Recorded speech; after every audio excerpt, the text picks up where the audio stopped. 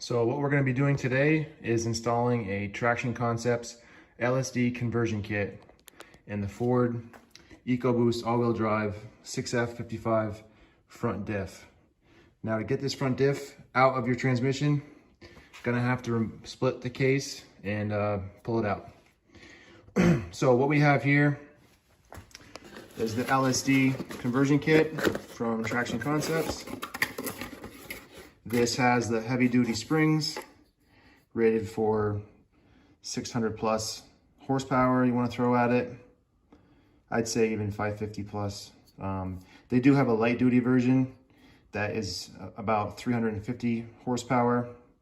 So yeah, this is going to fit every EcoBoost show.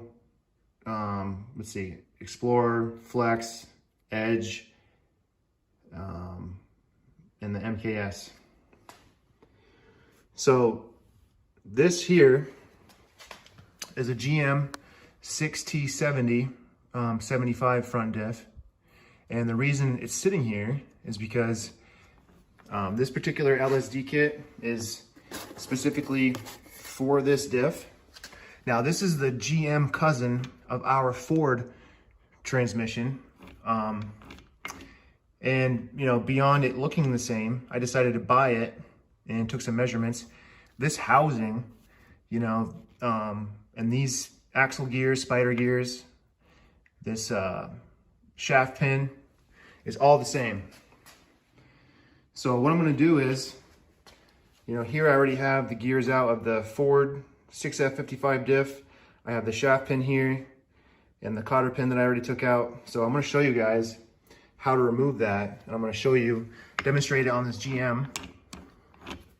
So essentially, you know, you take your driver's side axle,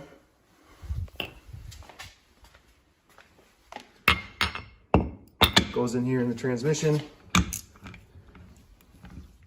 and it turns the gears.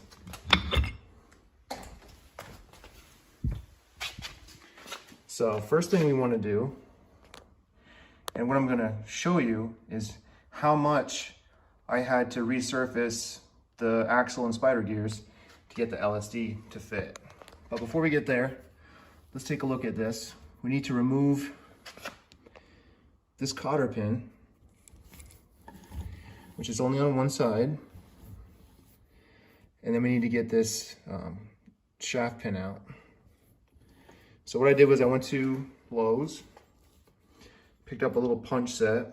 Unfortunately, all I could find was, you know, something to this effect. This is 5/32. It's only gonna go in so far because the base of it is so wide.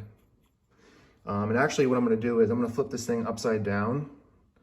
I like to get it from the back and push it out the front.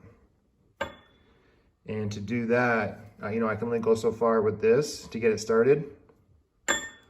And then what I did was I took a little Allen wrench, cut the top off, and then I just stick it in there and hammer it the rest of the way out.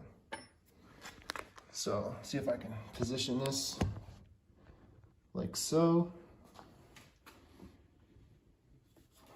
So I'm gonna turn it upside down.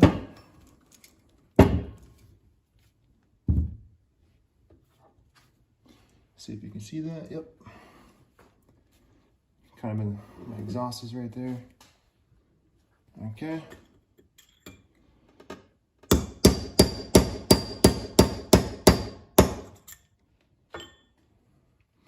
You can see that we started it. The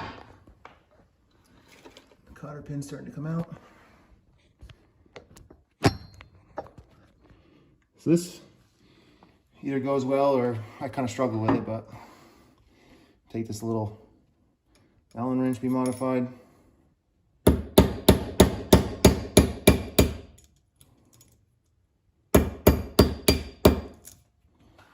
I don't want to smash my fingers, but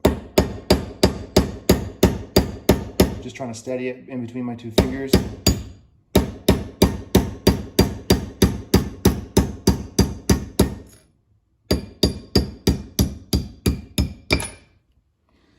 Boom. Get the cotter pin out. Now, in some videos I watched to do this, they actually took like a brass hammer or like a brass pipe and a brass hammer. I did pick this up from Lowe's. I think it was like $6. Just this, I needed something that was about a little bit smaller than the diameter of the shaft pin. This is what I got. But with our finger, you can push this right out. So here is the shaft pin. It only goes in one way. Obviously the hole lines up with this hole. You can push it in this way or push it in that way. Doesn't really matter. Okay, so we got the shaft pin out, cotter pin. Put these tools aside. So we'll flip this over. And let's see, let's give you guys a good little show here. Now what to do, you just kind of spin this. Spin the whole assembly. And we're gonna take this out. It all just kind of falls apart now. Take this axle gear. The large gears are the axle gears. Small gears are the spider gears. Each gear has a little clutch on the back, a little clutch plate. It appears like it's stuck. It's just kind of, because there's transmission fluid on here, it's kind of like suctioned to it, but it comes right off. Just want to make sure that you obviously have those on when you put it back inside or reinstall it. So what I did was I already figured out using digital calipers how much I needed to remove from the axle gear and from the spider gear. And that's going to be in the picture below.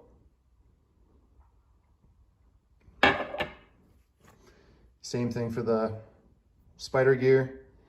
It'll be in the picture below with the tolerance. And I highly recommend taking this to a machine shop. It does say you can use a bench grinder. I just don't think you're gonna get within those tolerances with a bench grinder. So I chose to send it to a machine shop. Actually, a guy I met on Facebook locally, his name is Sloan Forstrom. He helped me out. He did a great job. So here is the gears after. So the axle gear, you want to take all of this casting, get rid of it. And see there's like an arrow here and some numbers. Basically took that right off. You can almost see the very tip of an arrow that used to be there. You need this to be flat. So when it goes on when it's inside, you know, it's got full contact with the LSD. And these also have the clutch plates on here. You know, they might fall off. Just make sure that you have them on there when you put them back in. So we no longer need these GM parts. So let's push that off to the side. So if you got this far, you got your Ford 6F55 diff ready to go. You know, you either machine these yourself or took them somewhere. Make sure you clean them off. It's even a good idea to, you know, dip your finger in some transmission fluid. Just kind of put it on there, just kind of coat it, get it a little bit slippery, just makes everything easier. And what I've done too is I've taken my compressed air, I've completely blown any like debris out of here, anything off the gears. I mean, I'm ready to go. So what I found to be the easiest way to do this, actually what I'll do is I'll get this GM one out of the way. Let's get this Ford diff front and center.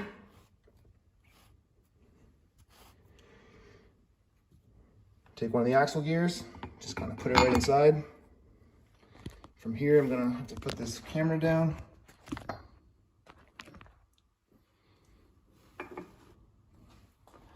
We're gonna take another axle gear. I got my clutch on there. Let's put it in. And because of how much we've clearanced, this goes right in. I've seen other videos where they kind of rock one of the gears back and forth at an angle and get it in there, but this casting will not allow that to happen. I wasted so much time trying to get this in, and I was like, there's no way it's gonna work, but I was like, wait a minute, it's clearance, it should fit right in, and it does. So just put one on the bottom, one on the top, goes right in. So now we're gonna spin it, and we're gonna take one of the spider gears, just kind of put it on there and hold it. And what I found to work best is rather than put this other spider gear on and leave the clutch on, it binds a little bit, full turn, to get it in place. So I just remove it from one. And now I'm going to put it on this side.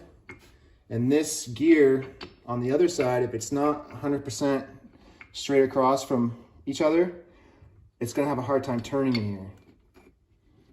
So once you get that in there, you can just take this out.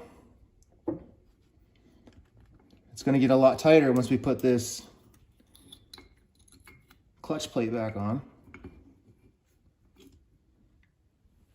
Now, this is normal to have a little bit of slop in here. That's how it is with the shaft pin in. So this, kind of doesn't fit in. We just gotta kind of wiggle it.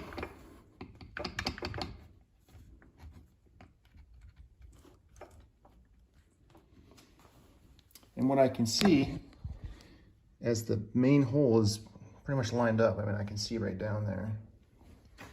Now we want to line up the sides.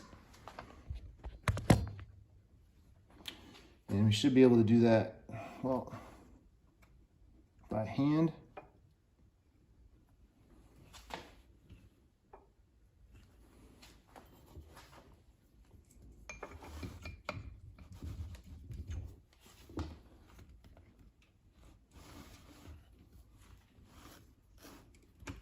Oh, a little bit too much. Right there. Now, if you have this in there and it doesn't line up, that means you gotta take one of these spider gears, rotate the whole assembly back to the front where you can move it. That means one of the spider gears needs to go over like a tooth, just on one side, and then it will line up just like that. So we got it all lined up. We're gonna take the shaft pin and we're gonna start to work it in here. And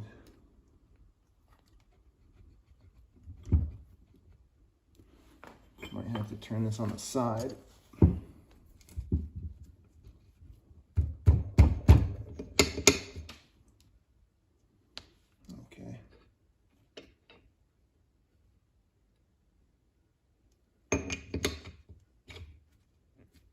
Can be a little fidgety.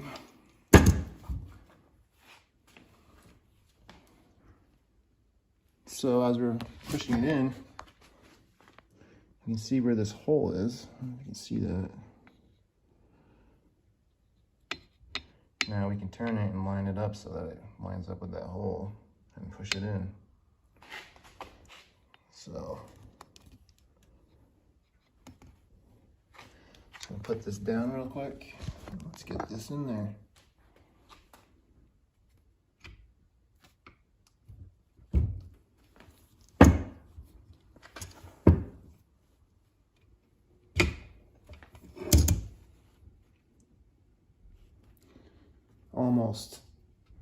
Almost had it just right. If you got a pair of vice grips,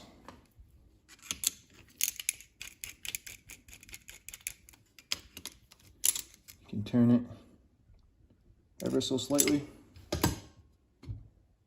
Look at that. Right on the money. So now I got everything lined up perfectly. The shaft pin is through. Everything looks good. So now we're going to put this cotter pin back in. And we're gonna hammer that home.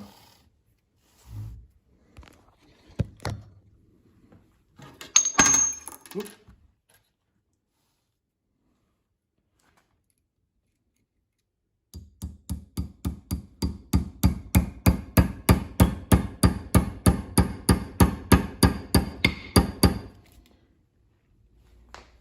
From here, we're just gonna kind of hold this and slowly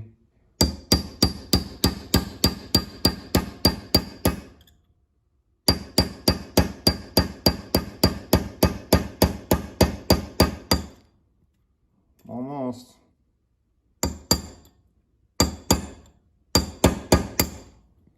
Of course, I'm almost done. I'm gonna screw it up, right? Sounds about right.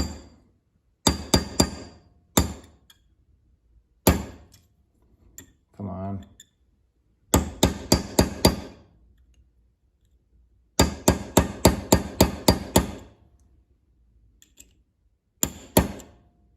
Perfect. And there it is. It's flush with the bottom of that hole. So now we're going to pull the side pins.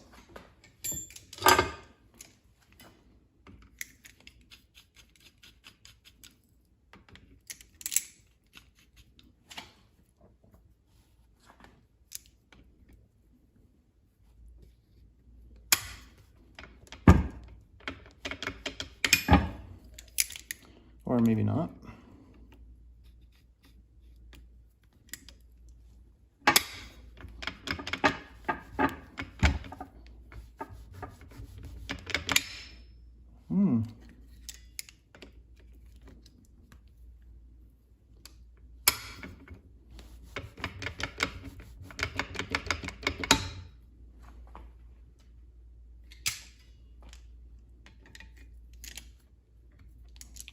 So this should just come right out. We'll just get the other side first and then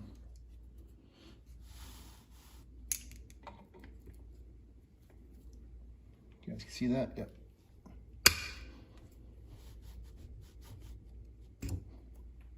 Just like that.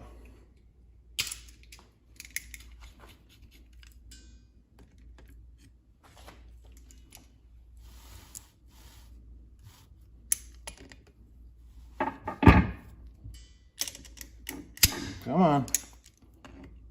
This one just come right out. This one wants to fight us.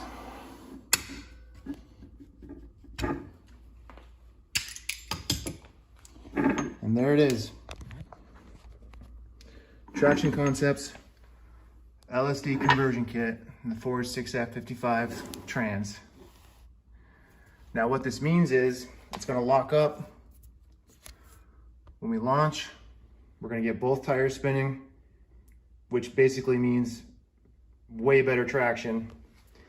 And you know, we're still gonna be able to turn the wheels all the way and not have like one tire and wheel binding and like causing uneven tire wear.